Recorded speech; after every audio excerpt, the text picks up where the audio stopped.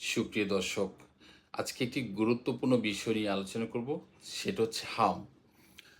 বর্তমানে কিন্তু হাম বাংলাদেশের ৭টি জেলার মধ্যে কিন্তু ছড়িয়ে গেছে এবং এটা কিন্তু শিশু থেকে বৃদ্ধ বয়স্ক সবার হতে পারে, কিন্তু শিশুদের এটা বেশি হচ্ছে। কেন হচ্ছে, এর লক্ষণ কী এবং তার থেকে জটিলতা কী হতে পারে, চিকিৎসা এবং প্রতিরোধ এবং কিছু পরামর্শ আপনাদের সাথে শেয়ার করব।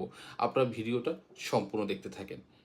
হাম একটি অত্যন্ত সংক্রামক একটি ভাইরাস জনিত রোগ এবং এটা কিন্তু শিশু থেকে বয়স্ক সবারই হতে পারে।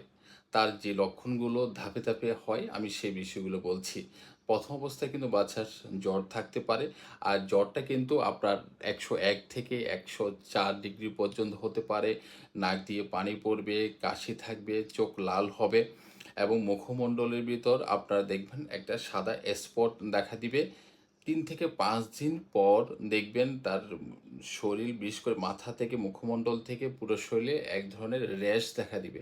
আর সেই র্যাশটা যদি দেখা দেয় অবশ্যই আপনি বুঝবেন সে বাচ্চা বা সেই পেশেন্টের হাম হয়েছে। সে হাম হলে যে চিকিৎসা আছে আমি সেই বিষয়ে বলছি। দেখেন, হামের ভাইরাসের কিন্তু ওই ধরনের চিকিৎসা নেই। তারপরে কিছু কন্ডিশন অনুযায়ী আপনি কিছু ওষুধ খাওয়াতে পারেন। যদি তার জ্বর থাকে সেক্ষেত্রে আপনি প্যারাসিটামল দিতে পারেন। আপনার বয়স অনুযায়ী পর্যাপ্ত কিন্তু তরল খাবার দিতে হবে। আপনার তরল খাবার দিতে হবে, পর্যাপ্ত রেস্ট থাকতে হবে, বিশ্রাম থাকতে হবে। তারপর চোখের মধ্যে যদি আপনার যদি দেখেন চোখটা প্রচুর লাল হয়ে গেছে, সেখানে চোখটা পরিষ্কার করে দিবেন। ভিটামিন এ জাতীয় যে সাপ্লিমেন্ট আছে সেটা ডাক্তারের পরামর্শ অনুযায়ী আপনাকে খাওয়াতে হবে।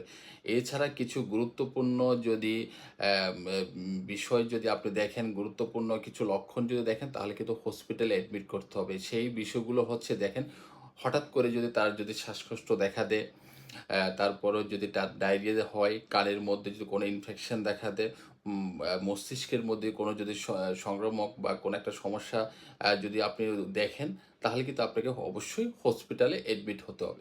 হাম ছড়িয়ে যাওয়ার প্রধান কারণ হচ্ছে টিকা। যারা ৯ মাস এবং ১৫ মাসের যারা টিকা নেয়নি, তার কারণে কিন্তু মূলত হামটা কিন্তু খুব দ্রুত ছড়িয়ে গেছে।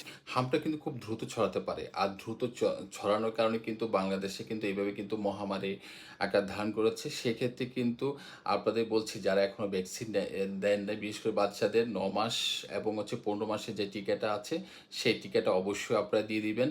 আর হচ্ছে যাদের হাম হয়েছে তাদেরকে অবশ্যই একটু আপনি হাইজিন মেনটেন করবেন, তাকে একটু আলাদা রুমের মধ্যে রাখবেন। কারণ এটা কিন্তু দ্রুত এক বাচ্চা থেকে আরেক বাচ্চা এভাবে করে দ্রুত ছড়াতে পারে। এখন কিন্তু আপনার স্কুল খুলেছে, ছোট বাচ্চারা কিন্তু স্কুলে যাচ্ছে। সেক্ষেত্রে যদি দেখেন যে আপনার বাচ্চা ওই ধরনের বা বিশেষ করে সর্দি, কাশি কোনো সিম্পটম দেখছেন, সেক্ষেত্রে আপনি স্কুলে পাঠাবেন না। তাকে বাসায় রেখে প্রাথমিকভাবে যে চিকিৎসাটা দেওয়া দরকার সেটা দিবেন ডাক্তারের পরামর্শ অনুযায়ী।